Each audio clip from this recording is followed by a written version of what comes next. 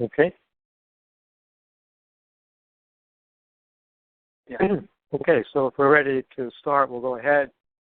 For those of you who are new to the Delegate Assembly, I'll just briefly explain that Delegate Assembly is the representative body of the New York chapter. Meets once a year. At this meeting, we basically handle two sets of motions. One are motions that pertain specifically to our chapter, and those are known as the JC motions. They're headed by JC1, JC2, etc. The other motions are the motions that will come before the APTA national meeting in June, the House of Delegates, and those motions are headed up by RC numbers, RC1, RC2, etc. What we do at the Delegate Assembly is we vote on the JCs, the chapter motions, because those pertain specifically to the New York chapter, and we pass or deny those motions. And in the case of the RCs, we discuss those motions as we think the chapter would like our delegates to the House of Delegates to vote. They're generally non-binding votes, but we discuss those and take a straw poll on people's feelings about those RCs. There are times when we specifically may suspend the rules and change that to a charged motion, but that's fairly rare these days. So our purpose tonight is to just discuss these and get some information about it. We don't have to vote on those here, but we can just get an idea, and if we have questions or suggestions for amendments to be made at the Delegate Assembly, we can come up with those tonight. So first we'll go through the JCs. You may have seen today that a new set of JCs were sent out that weren't in the original Delegate Assembly packet, and those are the JCs that pertain particularly to the elections of our officers and nominating committee. So that has a slate of candidates. And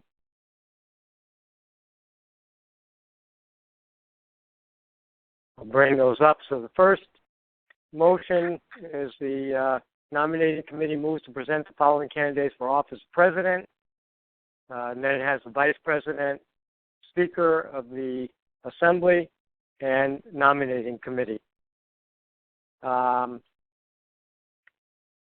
In the past, we haven't really discussed at great length the candidates, mostly because there's not been a contested slate for any office in many, many years. This year, we had a completely contested slate, although one candidate for speaker dropped out for personal reasons. So we do actually have a contested slate. We have two candidates for president.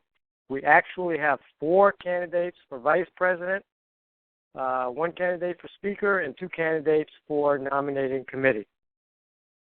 So if anybody has any comments on the slate, we can discuss that at this point.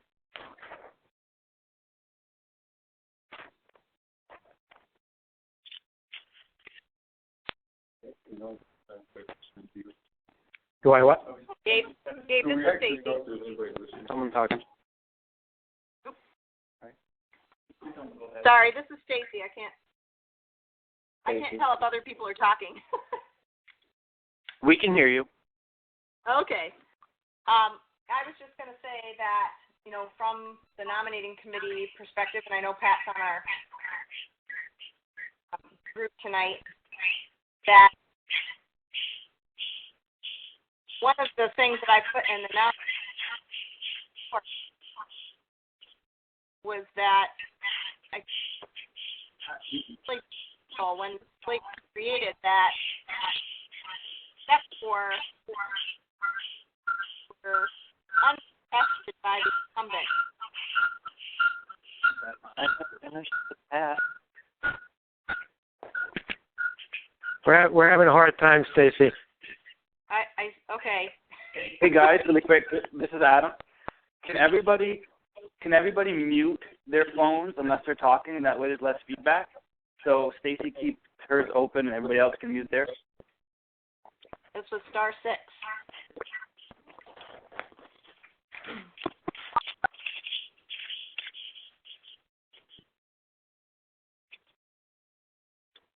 Is that better?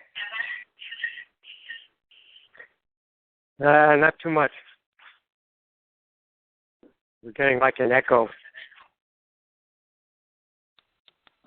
I'll try turning my volume down. Does that make a difference? That's better. That's better.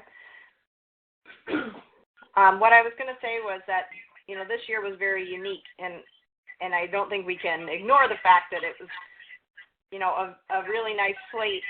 In part, not all of it, but in part because the slate for most of them, except for Speaker of the Day, have an running. So I just want to think about that, I guess, when we're considering the motion that we have to look at. How many somebody can be in and on the board.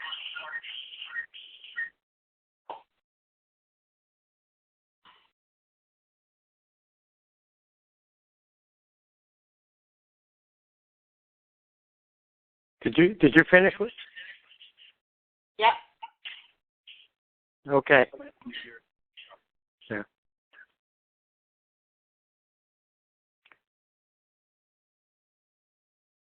Yeah. Anybody else have any thoughts?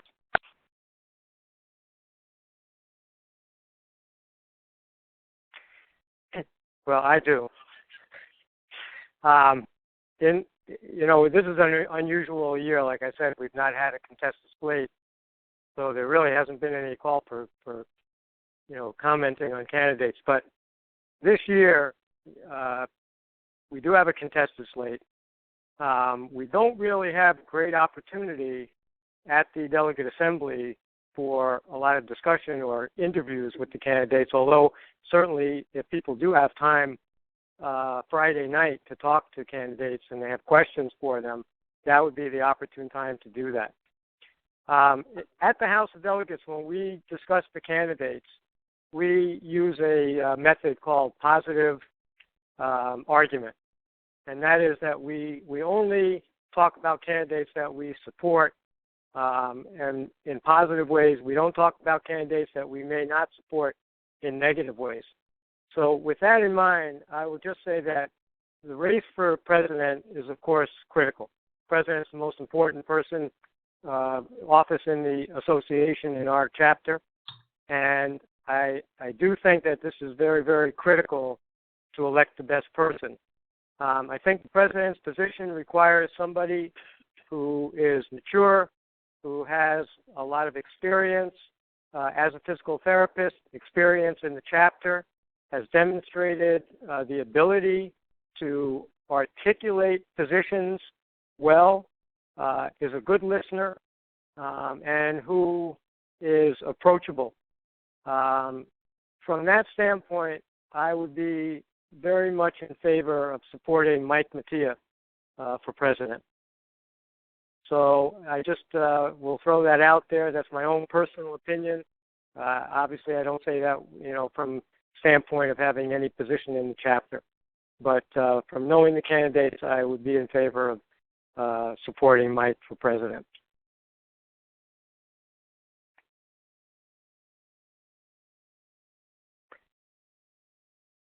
Okay. Anybody have any other comments on the races?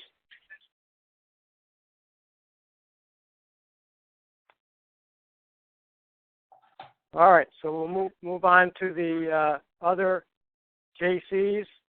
The first is a bylaw amendment that will change the policy manual to allow an officer of the board to serve 12 consecutive years. The current policy is 8 consecutive years, and this will increase that to 12. Any comments or thoughts?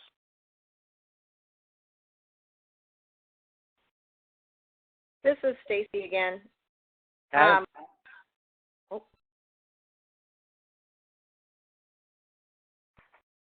Yeah, I'm just curious what you think about this game, what goes behind it.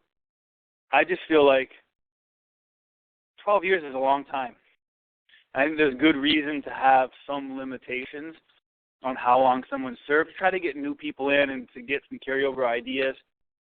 I haven't been in those positions, so I'm curious from those people who have, if you feel like that's stretching it too far or if it's reasonable. I really don't know. It just kind of makes me concerned that it's a really long time.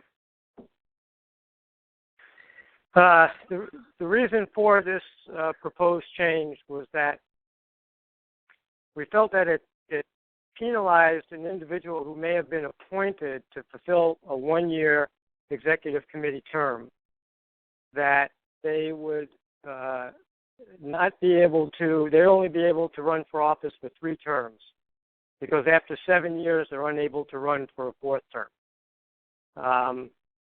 And this came about partially because we had a situation this year where potentially the individual serving as vice president, who many people felt would have, if she had elected to run, would have been in an ideal position to serve as president, was unable to do so because she had been in that situation of having fulfilled a one-year term.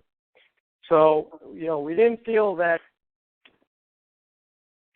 12 years, it's not 12 years in one particular office, it's 12 years as an officer. All right, so that's different. It's not 12 years as president or vice president, but because she had served as a secretary, then took over as vice president, then she was ineligible to serve. Are there term limits on each of the positions as well? The term limit is 2 consecutive terms. All right, that makes more sense than having somebody be president for 12 years. But if they were moving around to different positions, right? Thanks for clarifying that. Okay. Well, this is Stacy. Can you hear me? Hello? Go ahead. Hello. Hello, this is Stacy again. We can hear you. Go ahead. Okay. I was just going to say that,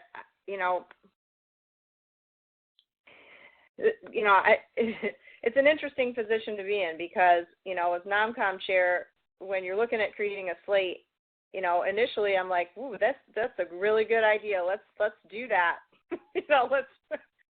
Let's make it so that could happen. And I do agree, that the one-year term shouldn't mess somebody up, to take a position. But could this potentially be written instead, or, to say with the exception of a one-year term that was appointed, by the executive committee or something, instead of increasing it so that it's a whole 4 more years?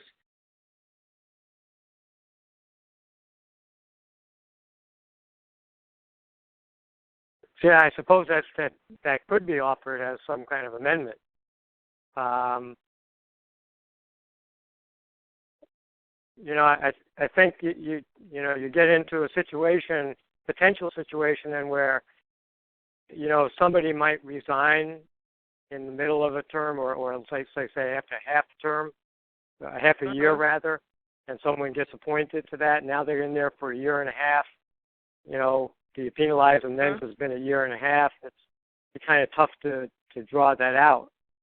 I think the other thing is that, this doesn't necessarily mean that a nominating committee has to slate somebody. It doesn't necessarily mean that the delegate assembly has to elect them. I think what we were thinking was, again, this is an unusual year that we've had so many people step forward and be willing to serve. And what we didn't want to have is a situation where we didn't have anybody else, but somebody who was in that situation might have been willing to serve, but would be precluded from doing so because of the bylaw as it stands now. So it doesn't make it an unlimited amount of years. It just extends it another 4 years to make it more likely that we'd be able to fill that position if that was the case. Sue? Yeah, I hear you. I'm just like I said, I'm kind of torn having seen this from the perspective this year that I can, and I don't know if Pat will back me up or not on this, but I can pretty much guarantee you that if Jenny had run for, president, we wouldn't have anybody else running.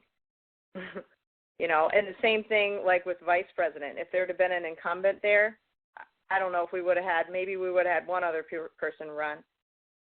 It's a catch-22, when you have people that are experienced, because this is an unusual year, and I think that the biggest reason that it's unusual is because you don't usually see vice president and president vacated completely for good reason, like we had this year. It just so happened, So, but I'm with you. I hear you. That it does. I don't know. I lean towards the side of allowing new people to have the opportunity, and I think new people will step up and take the opportunity if they don't think they're stepping on somebody else's toes, if they don't think, because it's hard. For years we've been trying to get people to run against, even if they knew they weren't going to win, or even if they didn't think they were going to win. We try and encourage them, and we try to pull them along, and we try and mentor them, and we say, even if, it's okay, just get your name out there, and possibly next year, you'll be able to get it if you don't get it this year.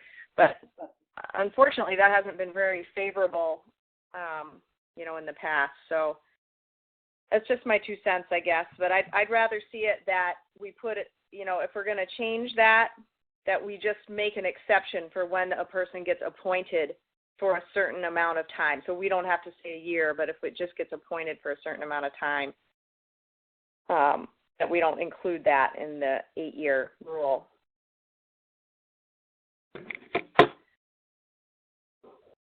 And why we have it in terms of the years versus complete terms. Because if you put 4 complete terms, then if it's more than the half, that counts as a complete term versus less than like for a 2-year term, if it's more than 1, that's a full term. If it's less than 1, it's not a complete term, so that wouldn't count. The other thing is it and I can't remember, does the member at large from the board count as an officer? So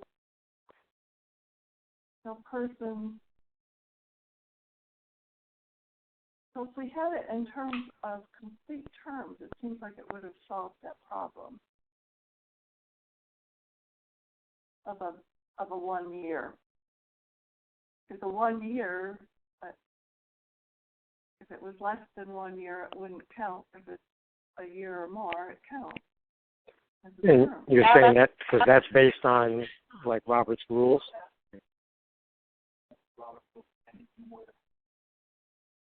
That sounds reasonable.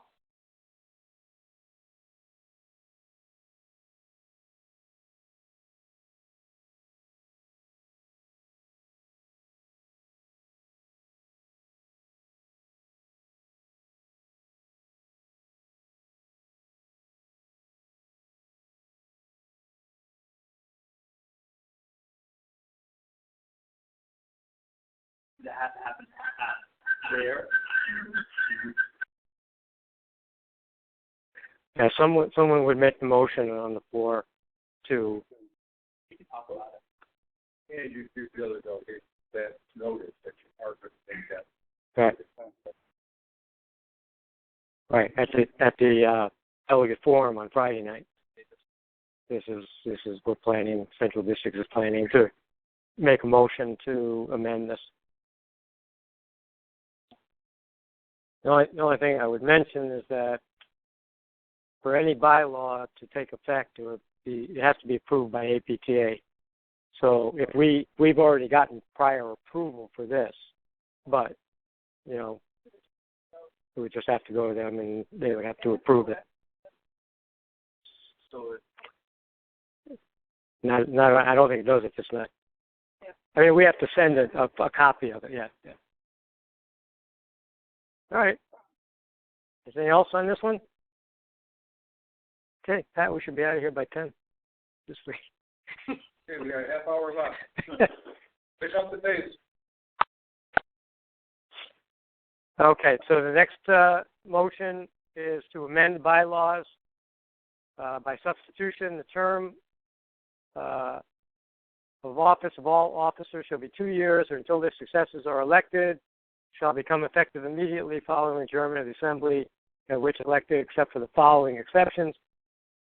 And it's Part 2, newly elected president shall serve in the capacity of president-elect during the period immediately following adjournment of the Delegate Assembly until the adjournment of the House of Delegates. Right now, we will elect the president, next month, and that president takes office at the close of the Delegate Assembly, and then goes to the House of Delegates and all of the leadership meetings there as president of the chapter. So you have a person who's completely new going into this situation and maybe not being as up to speed as we would like our president to be. So this allows for the current president who's going out of office to stay as president another month, essentially, until the close of the House.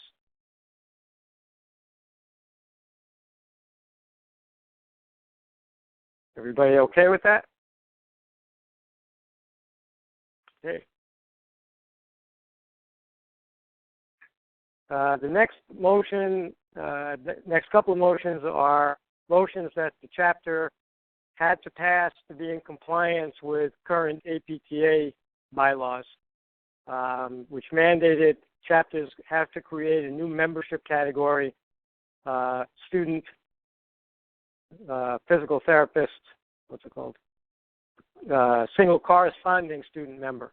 So if it's one of our students could become a corresponding member of another state chapter, or vice versa. So really, this is just to be in compliance. It's kind of what we call a housekeeping motion. And the next motion also goes along with that, creates the dues for that membership category of $5.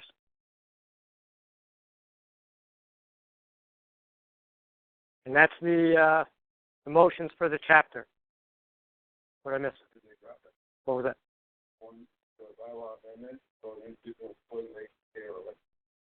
Oh, yeah, where did I go? I missed it. You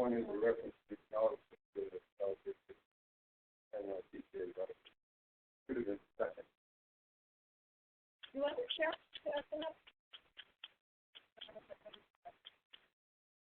Well, most don't have an assembly. Oh, man.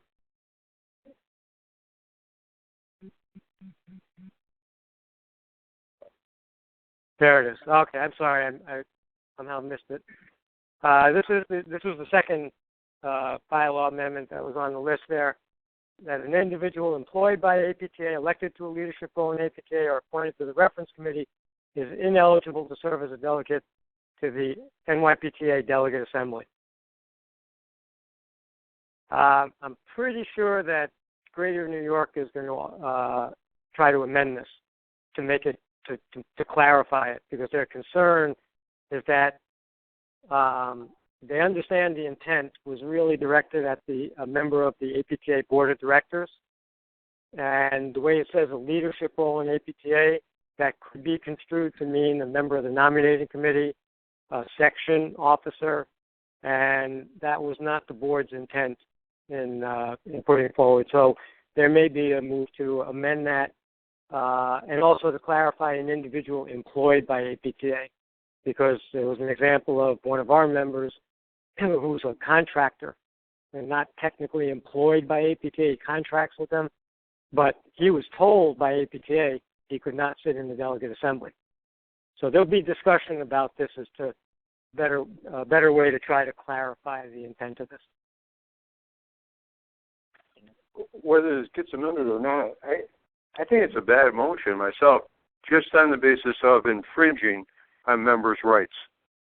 I mean, a member has a right to be part of that delegate assembly, whether they're elected to another position or not. And it's a leadership position. It's like, I mean, a lot of people sitting in there is in leadership positions. I think it's incumbent upon that person to determine whether it's a conflict of interest or not in terms of the way they vote. I don't think you can bylaw away, that conflict of interest. Yeah, I also think that we should be. It was approved by APTA for our bylaws because these are not when you look at the membership right, this is not one there, that it doesn't exclude these categories. So I was surprised that they approved it. But I guess since they did, it's in the order. This is Stacy again. I don't want to step on anybody who's talking. Go ahead. Basically, here I go, from the nominating committee perspective again and all of this other stuff, which, I'm not talking about slating anybody or things like that, but what I'm talking about is inclusion versus exclusion. And my personal opinion is that in New York State, in our chapter, we have an exclusion mentality. And this is kind of one example of that. That, somehow we think, individual members can't make a difference, I guess, between someone's opinion, who's in these roles and, whether they're trying to sway the opinion of all of the delegates because we have, one person who, knows more. We should be happy. We should be happy that we have New Yorkers in leadership positions for APTA. That's a huge, benefit to our chapter to have people involved at that level. And, I know that we're not saying that they can't speak, or things like that, which they can, and they can be very valuable to us, as part of the galley and all that stuff. But,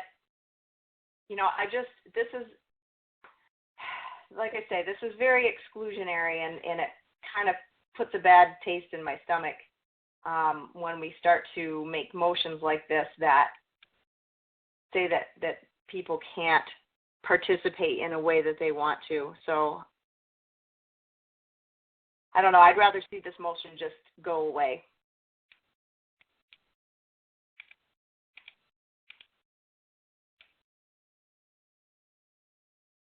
Do you know any other history? The history behind it is really the feeling that somebody who's on the APTA board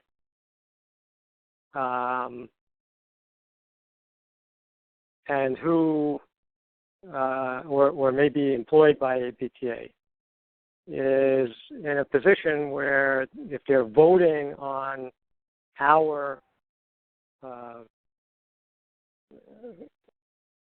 our straw polls, or talking about our straw polls in the delegate assembly, or voting for delegates to the House of Delegates, because that's part of what we do, that may be a conflict of interest, such as to the effect that they're voting for people to vote in the House of Delegates for them if they're a candidate, something like that.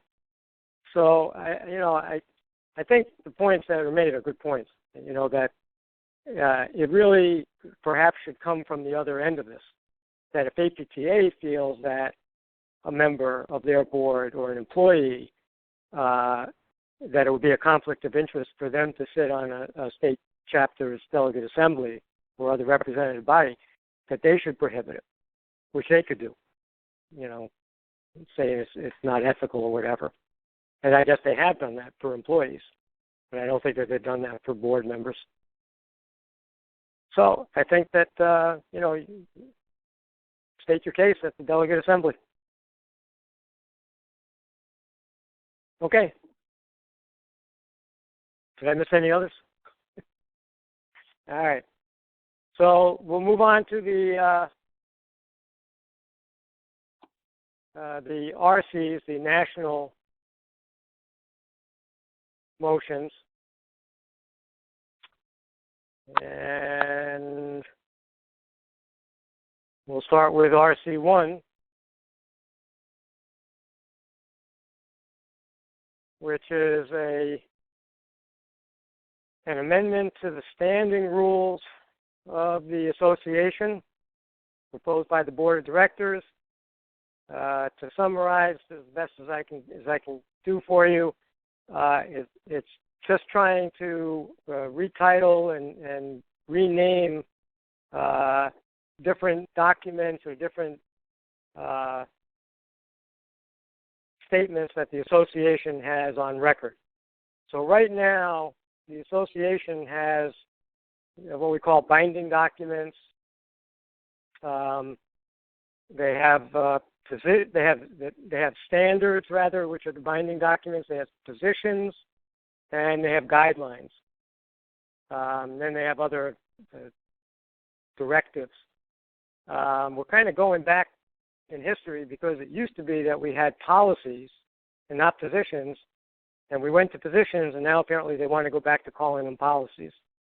I'm not really sure why, but I'm guessing that it's to be consistent with other associations, the language that's used. So this is just to change those definitions.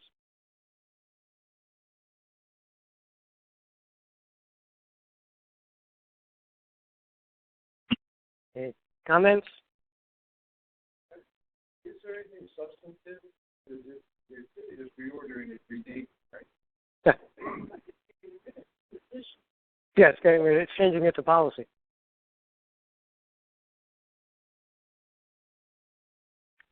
RC2 is, again, what we would call a housekeeping motion, is to rescind a current position to cover the uninsured campaign awareness and promotion, because it's not necessary anymore as the campaign was officially closed after the Affordable Care Act was passed. RC3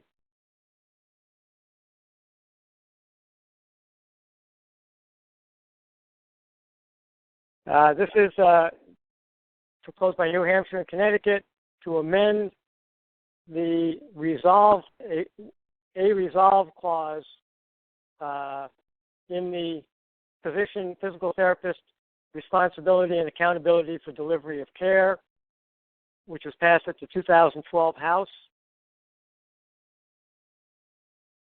Striking out one clause and adding some new clauses, which I won't go into read.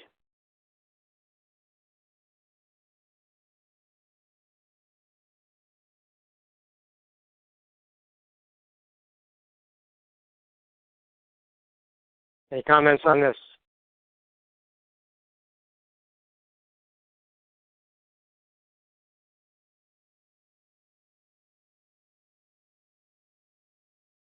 Okay. RC5. Oops, got the wrong one. All right. RC5 is what's that? Yeah, four was the then that was just the one on responsibility, accountability. Wasn't that the one? Or was that 3?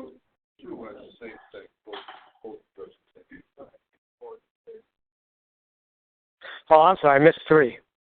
I'm having trouble with numbers. Dyslexic. RC3 is to amend the proviso to the resolve clause for that motion that we just talked about, physical therapist responsibility and accountability.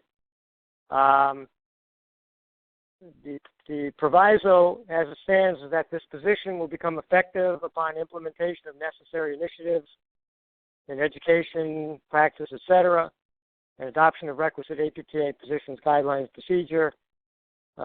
Annual interim reports will be provided to the House beginning in 2013. This change says that this position will not become official until it's ratified by the House of Delegates, after the House reviews an assessment of the implications of the intended and possible unintended consequences of implementation. So, essentially, I think what is worrying some people is that what we passed in 2012 would give the board carte blanche to just go ahead and, say, all right, everything's in order. The position is now in effect. And what New Hampshire and Connecticut are saying is we want the House to have that purview to make that decision before it goes into effect.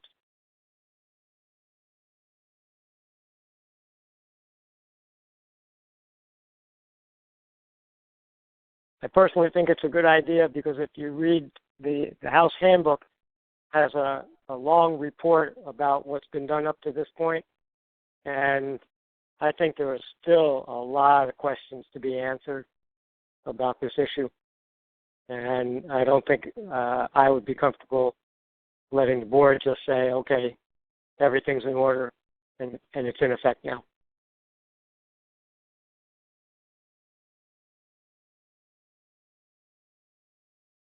Okay, up to RC5, amend the position on access to, admission to, and patient client rights within physical therapy services. This really is just changing language to include the terms sex, gender identity, and gender expression. I think those are the ones that aren't in there now.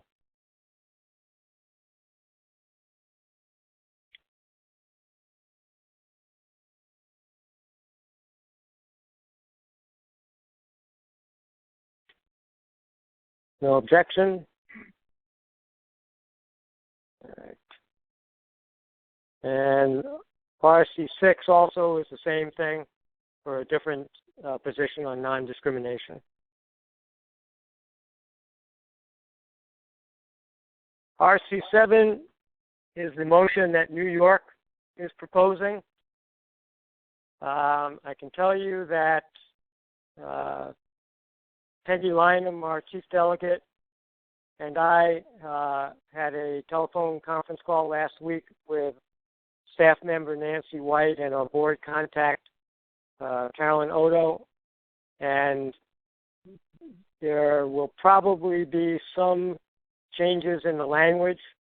There are some chapters, if you've been following the discussion on the message board, there's probably more discussion about this motion than any other so far.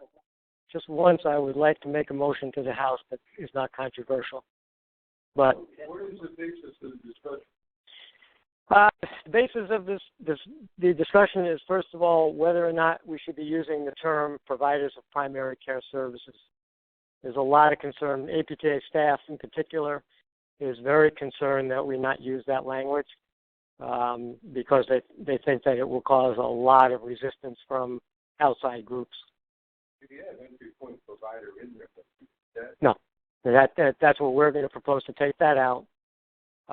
We may also take out supports and just include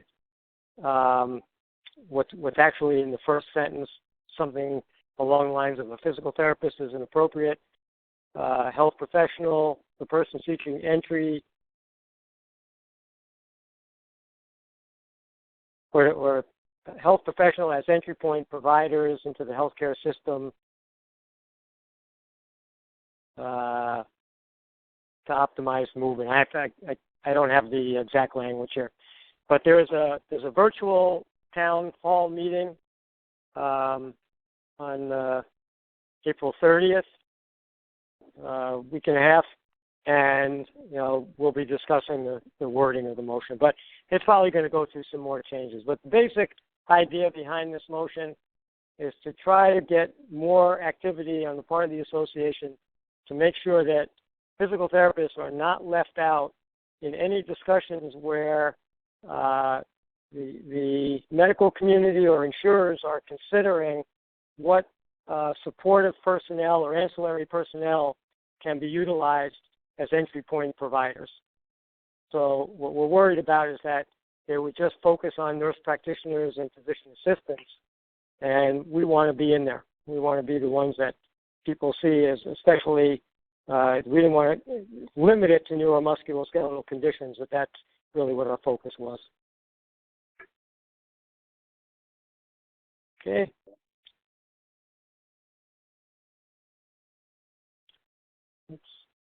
RC8 has gotten a lot of support, Florida chapter, and several co-sponsors. That a new position on telehealth that's resolving it's the position of APTA that telehealth is an appropriate model of service delivery for physical therapy, et cetera, et cetera.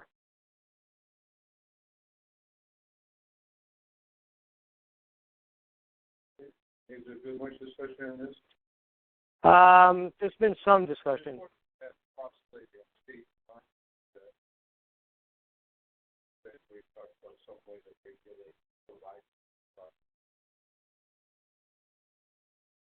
I don't recall seeing anybody raise that. Good question, though.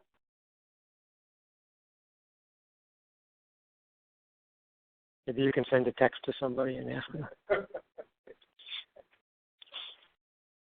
Okay, RC9.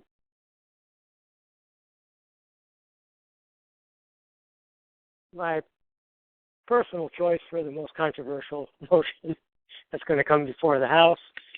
Arizona's coming back.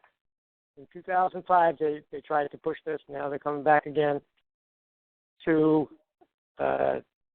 mandate that the APTA pursue, which is one of the highest levels of action on the part of the association, a uniform change in the regulatory designation of physical therapists in all states to DPT by the year 2020. So right now, all states' regulatory designator is PT. That's why you'll see everybody who has a DPT, if they sign an official document, it has to be PT, and then they can put DPT, OCS, CSCS, FAPTA, whatever after that. But the one that has to be on there is PT. What Arizona would like to see is that by 2020, the designator will be DPT for everyone. Isn't the PT intended to be in New York because the PTSS are designated for New York? I'm not sure if every state designates. Do you know? I think they said that most states do. Maybe a few. I know it's been APTA's policy, but I wasn't sure if all of the states have PT.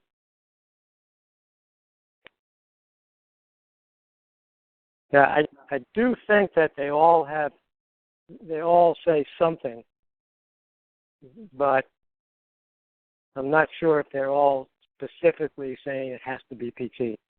But I would say that probably the vast majority do. So this would have to be done on a state-by-state basis. It's not something APTA could mandate. It would just be APTA's role to pursue this, put resources toward getting every state to change that regulatory designator. So the controversy is whether the person has actually obtained the degree or not. They would be able to use that. And what Arizona, tries to point out is that by including those letters, it's not saying that the person has completed a degree. They make the differentiation between a degree and the regulatory designation. This is Scott. So they wouldn't be able to hold themselves out as holding the DPT academic degree. It gets fuzzy. Oh, yeah. Yeah, that's going to be the controversy, is it's fuzzy. But I think we're getting close. We're getting close to the point where it's going to be tough to keep holding out. I mean, what do? Do we wait until the last practicing non-DPT therapist dies? You know, you might ban. Yeah. Can't you do title protection for both, so that the designation is PT or DPT for those degrees? You know, I think you could do that, but I think what Arizona is saying is it's confusing to the public, and they don't want it to be. And then, you know, they cite the examples of all these other professions that essentially did this, and it didn't seem to cause problems. I don't know. I'd be curious to talk to, you know, a podiatrist who was around in the early 70s to find out whether or not there was a lot of controversy about it from their profession, you know, with people who didn't have a DPM. Do we have numbers of the number of PTs who are now at, I mean, I know the schools now, it's pretty much everybody, right? So all the new grads are coming out. But is it in there? Like, is there a point when, all right, 70% of the people have their doctorate at this point, so it makes sense, or 80%? Especially when people oppose it, that's an interesting question to pose to them. Think, what threshold do you feel like is enough for this to occur? Well, I think the discussions years ago was that once we had what they called critical mass, which most people assumed to be more than 50%. That was the reasoning. I think in the support statement they do have some numbers here of how many therapists are anticipated by 2020 to be DPT and how many wouldn't be. And I'm trying to see where it is. Well, and that's the other thing too, is does it make sense at this point? Yeah. You need to introduce this now. For 20, I guess if they start promoting it now, did it happen by 2020, or right. Do we right. give it till 2020 and then start? They want to start now. Yeah, they want to start now because the anticipation is the way that well, it's almost 5.5 years till 2020. Well, I mean, and then yeah, it could take in some states. Yeah. Between 60 and 70%. Right. Yeah, it's hard to argue with. And then even by then, it's not like it's going to be 2020 to happen. Everybody changes. Right. I think the support statement that Arizona put in here, if you really read through it, it's pretty well reasoned. You know, they make compelling arguments. I think. I think there's still. I think the only thing is going to be whether you're going to have some people who feel, you know, I earned this, and this person didn't, and I don't, you know, not only did I put in the work, I put in a lot of money. So that's going to be the controversy. I think if you can look past it, it's going to be hopefully better for everybody. For the profession, right. Even the people who earn the degree, it's going to be better for them, for the profession to be recognized at that level. So it's really a benefit to all. Right. Okay. Any other comments? RC10 is an amendment with two parts, basically forming a position, consumer protection through licensure of physical therapists and physical therapist assistants, and it's really combining a whole host of existing positions. So if you look in Part B, Part B is to move to rescind the following positions. And there's 1, 2, 3, 4, 5, 6, 7, whatever, like 10 positions that are subsumed within the new position. So it's just trying to streamline into one position this question of licensure and qualifications to protect the consumer. Well, maybe. I'll call it housekeeping. Yeah, we'll call it housekeeping. This will be interesting when you look at the last one and at this one, because this one has APK support use title and doctor system. There's only the physical therapist graduated from that program. So if the other one passes, then this is going to be worse. Yeah. I'm sure that will come up. But I think that they had to put that in there now because that's what's in our existing positions. Comment?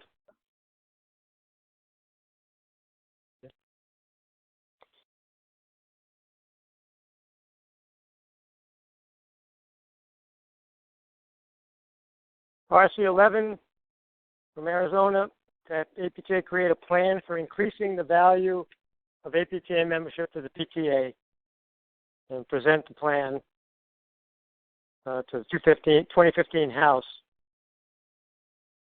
Probably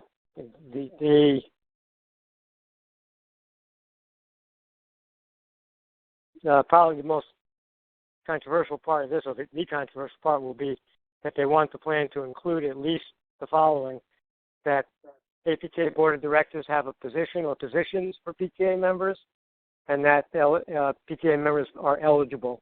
That would require a bylaw change to serve on the APTA Board of Directors.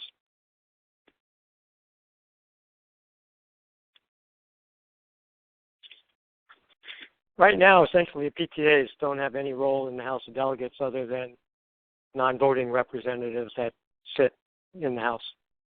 They have their own body, I think, an assembly.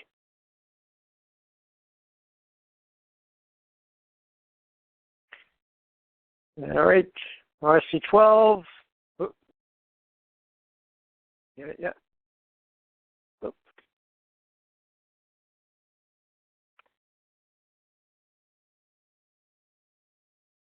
This is a position from the board on promoting excellence in physical therapist professional education.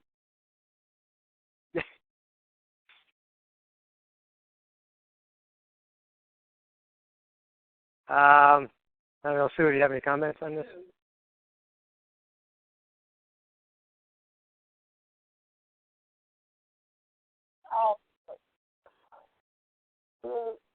The rationale for this is stating that is talking about, the proliferation of programs and all of that. But when you read the first part, to sustain present and promote future excellence, APTA recommends adoption and implementation of the following practices. And number one is that physical therapists with an interest in teaching and PT entry-level programs seek advanced terminal degrees and other credentials and experiences to qualify them to become faculty members. I'm really concerned about that particular bullet because of the faculty shortage. And I think at this point, there aren't that many who are pursuing them. And even though you might like them to, I don't think we're at the point where you can do that. I think we would end up, if this, implementing this would mean that anyone in the program who doesn't have an advanced criminal degree would have to start a terminal degree program. And I just think that's unreasonable in terms of the expense, the time, and you've already got faculty who are hired in positions. I just don't think it's feasible at this time. It could be a goal for the future, but to say implementation of it, my concern is that this is on the books and then CAPTI comes at it and says you have to have the advanced degree. And we won't have programs that are able to function because there just aren't enough of them. And right right now they're saying CAPTES is like 50%, and if you don't have 50%, what's your plan to get to 50%? And this would be a plan for all of them to get to that point. And I know I'm retiring, but if I was in that situation, there's no way at this point I would be starting an academic doctorate. So it's not. It's like this, what the support statement says and what the motion itself says. The motion itself is not addressing, upcoming programs. It's like this is existing programs too. It's kind of a strange one. The people qualified to serve as program directors do so only when the program has adequate resources and a commitment to innovation and excellence. So if your program doesn't, you resign. I don't know. This one just seems to me like it needs more work. I certainly am in favor of promoting excellence in PT professional education, but I don't like the way the motion's written. So it's not just number one that you object to? Number one. Okay. I think the central site created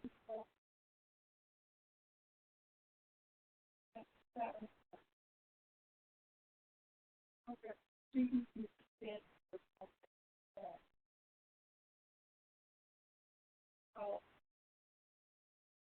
what is that?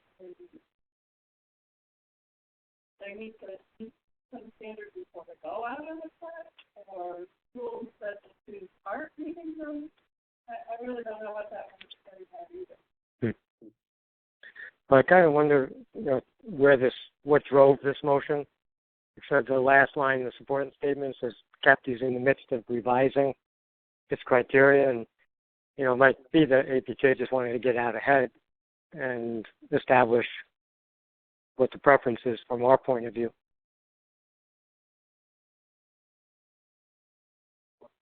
Yes, I create more concern. If that's what it's going to be now. You don't have enough faculty. Anybody else? Does it work for you if they take existing programs out of it? I think it still. I honestly, when I read it, actually. It doesn't say the No, program. in fact, it says a couple places. Yeah.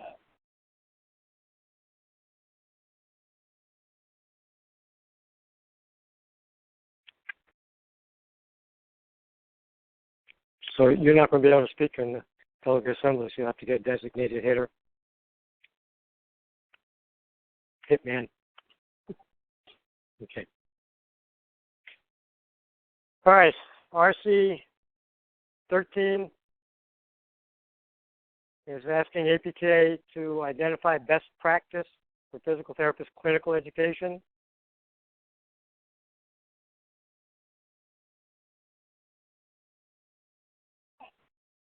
I have a question on this one too, because the ACAP is working on clinical education models, and I know there's a clinical education summit in the fall after the ACAP meeting.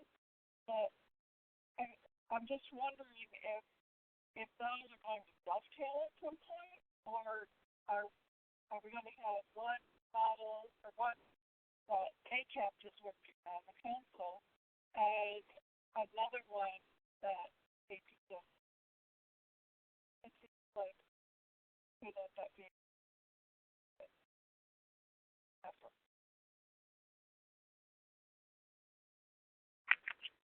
I know that Marilyn has asked to be the person responsible for this, so I'm sure she has some thoughts on it.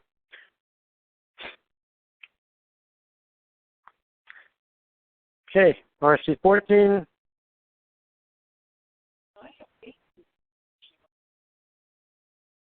I thought, oh, maybe I misread it. I thought you said 13. 14 is adopting a definition of underrepresented minority in physical therapy education.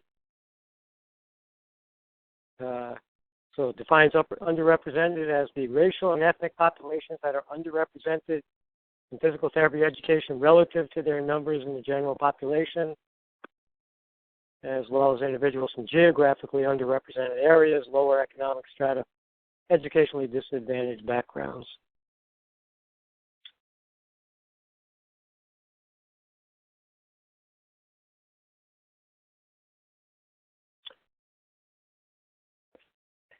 I got some questions about that. It seems so broad to me that, I mean, how do you decide which racial and ethnic populations you're going to identify? You know, if ostensibly this is to be used to try to promote recruitment of students or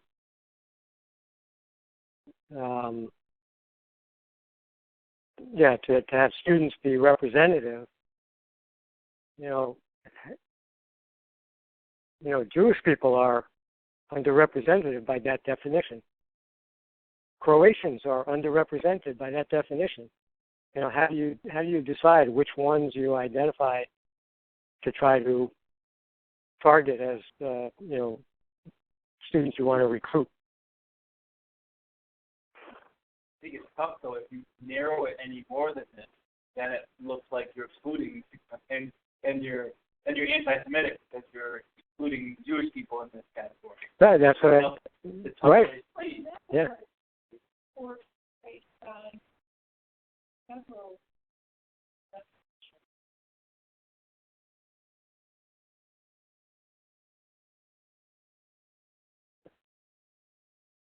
Mm-hmm.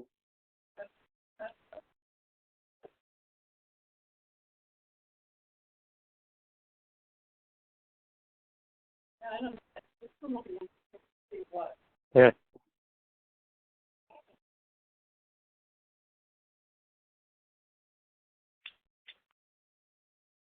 Okay. RC 15 is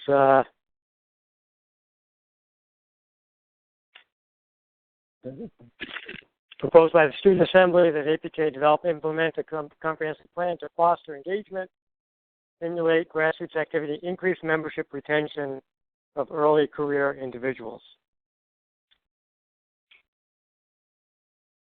This would not be the first time that APTA has attempted to,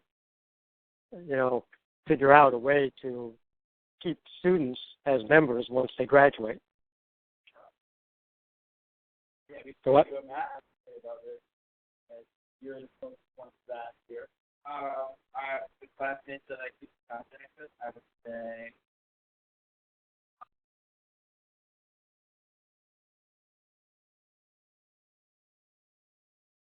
Yeah, and I actually waited the past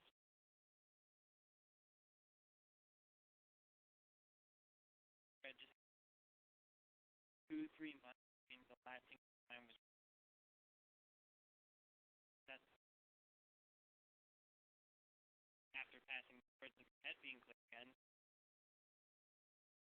By the way, your student loan.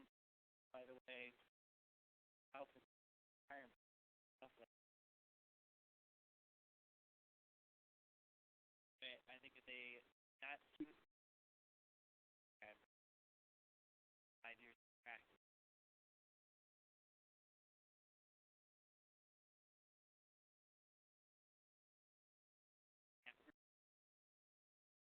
Being an inpatient not fairly valuable.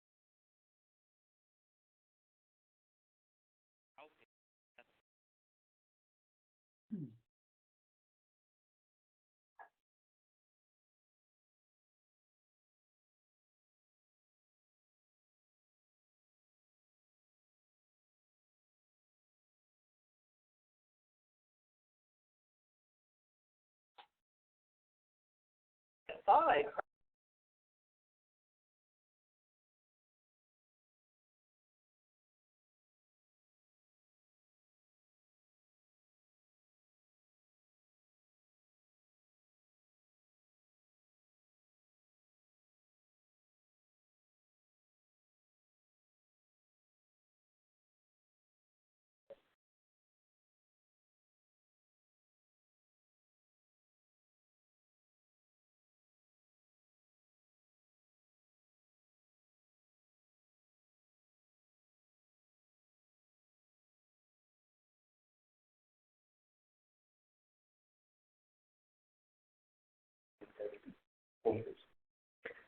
Well, I think so.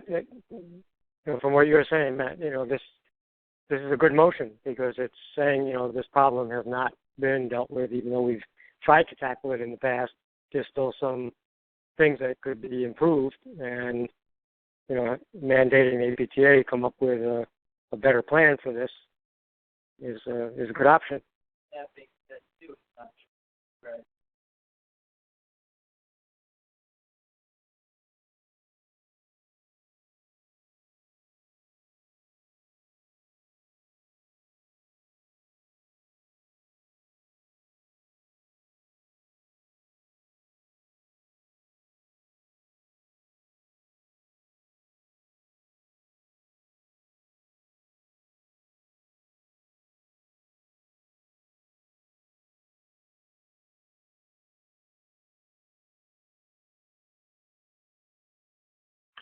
Okay.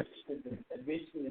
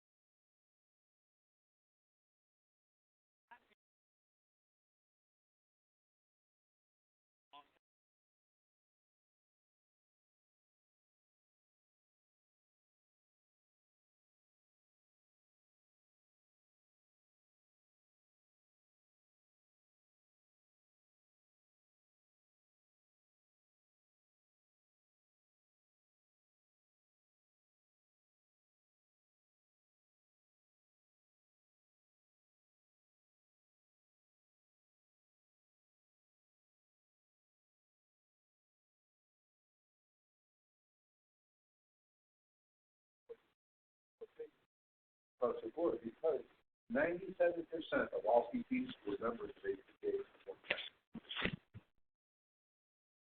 So it is the But I'm curious when that happened. I wonder if it's that first year that gets it, or if it's I think it's those decisions that you make. Mortgages do. I just had a baby. Whatever it is. I just had a divorce. I can't afford it. And I think it's that perception. What are you doing for me? Is it worth that one? Well, I think that that's an ongoing problem that APTAs have in membership, recruitment, and retention. I think this is specific to new grad, and is looking for that particular plan. So, if you think it's a good idea to have that, charge to the APTA, then we'd be in favor of this motion. Stacy says that for some reason she's only hearing me. I don't know if we turned that off there. So Adam says nothing important was discussed, and I can verify that. So, no, they were just kind of a wide-ranging discussion on the issue of membership retention and at all levels, not just students. Okay, RC 16 is asking APTA to develop a white paper that addresses the issue of physical therapist productivity. I can tell you that from my standpoint, this potentially could be a valuable tool for physical therapists to have, because I think in our facility, and I think in a lot of facilities, there's a lot of pressure on physical therapists to meet certain productivity standards.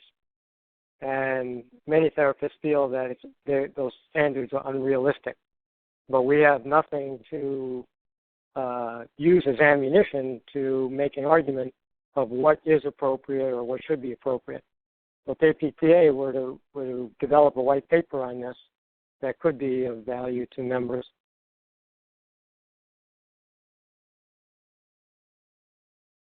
Any comments? All right, RC 17. There you go.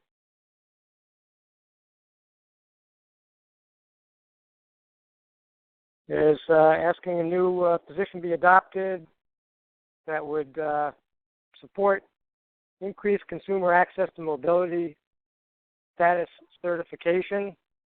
The physical therapist would be included in state laws, among other healthcare professionals, to be able to determine the mobility status of a patient or client for the purposes of disability parking placards and license plates.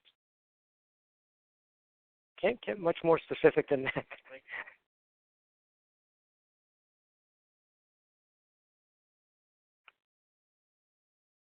Okay. 18. Can I just say one thing about?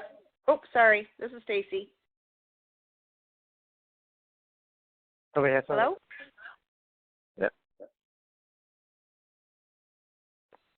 Hello. Go right ahead. Oh, hey. This is Stacy again. I'm seriously not trying to keep us here all night. I just have a quick question on RC 17. So this one, as soon as I read the topic, I'm like, wow, this brings me back. It brings me back to when I was practicing, with the military, and then PTs had the power, if you will, to make what they call profiles, for the individuals to say whether they were or were not battle ready, basically. And I think we just have to kind of think this through a little bit.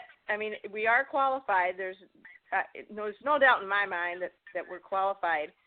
I just think that we have to be careful because, how are we going to – so if someone gets referred to us specifically for this, or a person comes to us specifically for this, is this, going to be something billable for us? I hate to think like that, but, I mean, is it?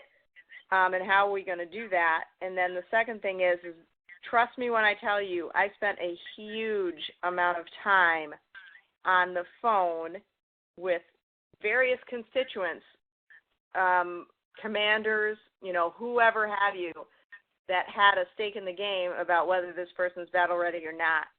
And I'm not exactly sure we want to get into that. There's a lot of administrative stuff that goes into these things. So I just thought I'd throw that out there as my 2 cents because, that it was great that and very appropriate that we had the authority and the power to do those things. But at the same time, it was a huge time suck, and it was totally uncompensated time. So thought I'd put it out.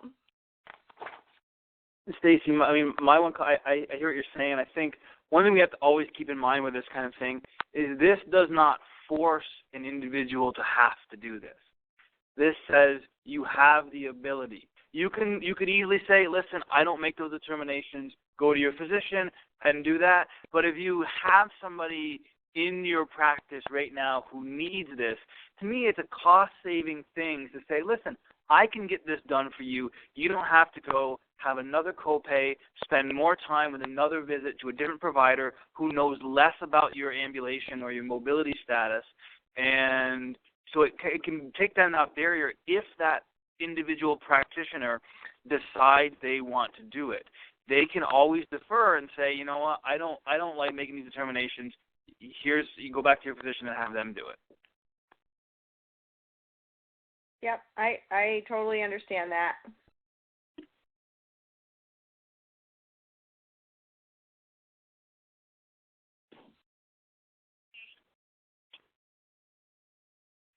Okay. All right. So RC 18 is a position endorsing the interprofessional education collaborative core competencies. As it notes here, the real crux of the position is just the part that's in the brackets, the first paragraph. the rest of that you see there, the competencies, those are what exist as the core competencies as defined by the IPEC group. APTA is not a member of IPEC, but the board would like to see us endorse those concepts.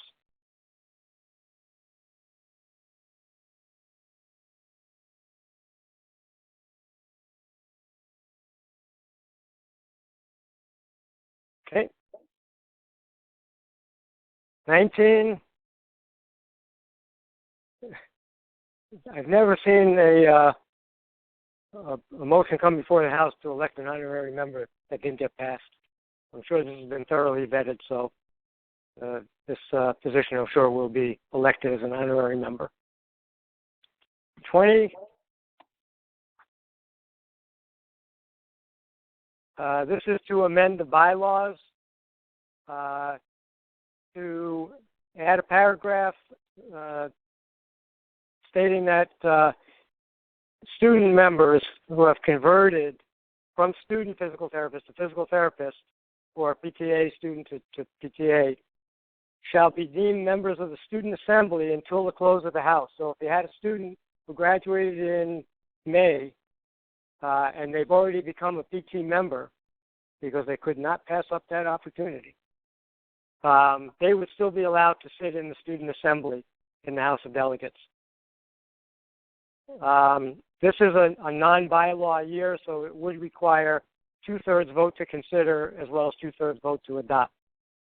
And there was a reason, Kathy Morella of the board posted the reason why they felt they had to do it this year rather than wait till next year, which is a bylaw year. I can't remember what the reason was, but it was a good one, I'm sure. All right, and the last one, 21. Now, this motion apparently did not meet the main motion criteria as identified in Standing Rule 17. So it first has to be voted on to consider, and then it has a majority vote to adopt.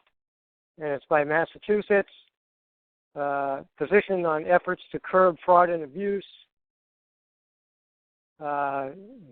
saying APTA continue efforts to curb incidents of fraud and abuse committed by physical therapists. Efforts may include but are not limited to the following.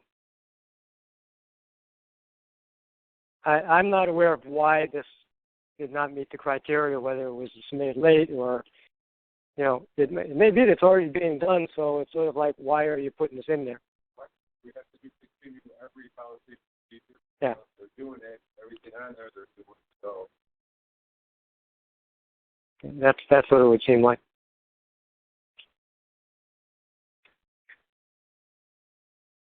Okay. Anybody else have any comments, any questions?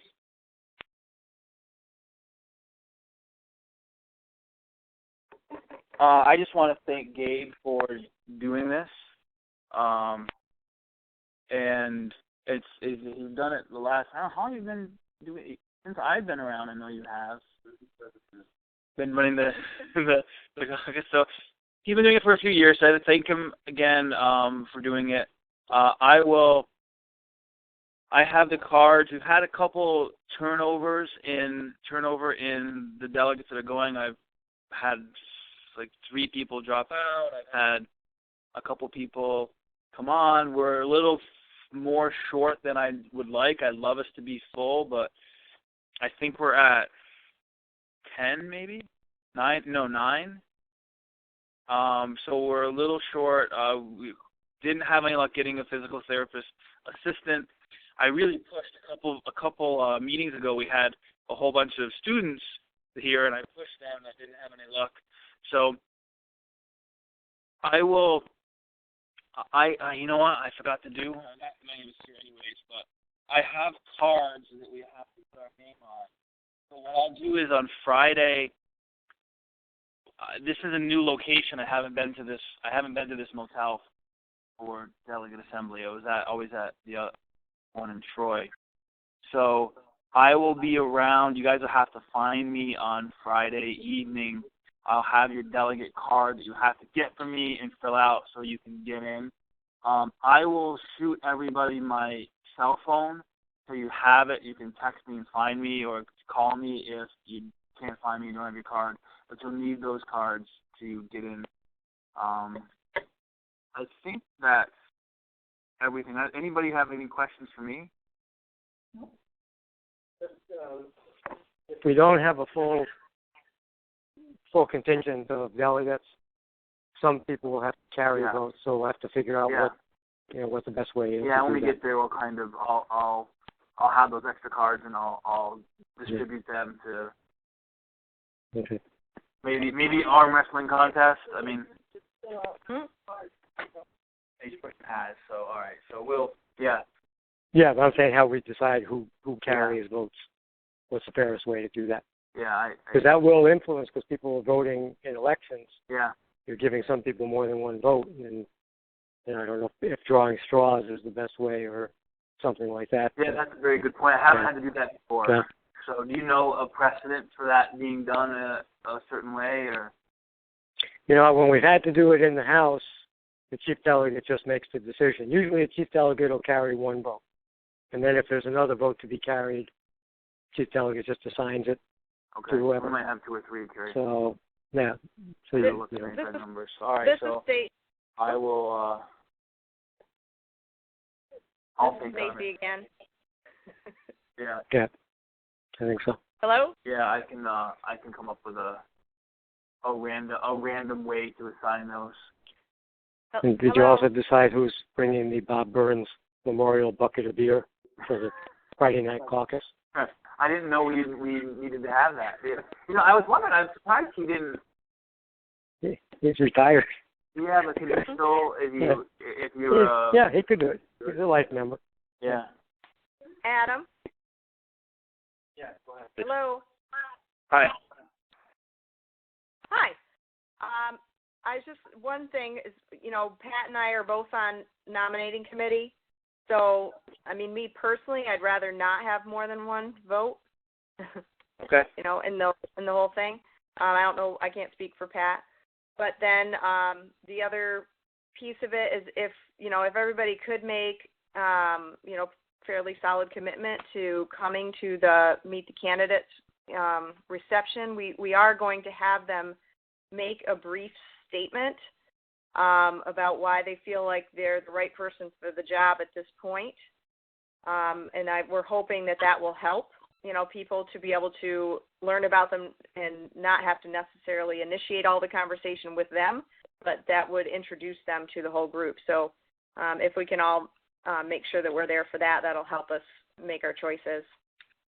And I have to as well. I don't know if I've forwarded every single one on, but I've gotten a few different, I think from Mike Mattia, I think I got one from Scott Miner as well, and maybe from Jeremy Crow.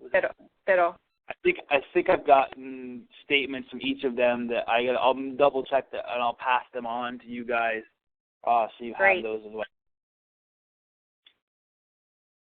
Yeah, that's Wonderful. great. That's what we've been encouraging that, from a nominating committee standpoint too, that, if I've been contacted by them to say, hey, I got some really good competition, what's a good way to, approach it.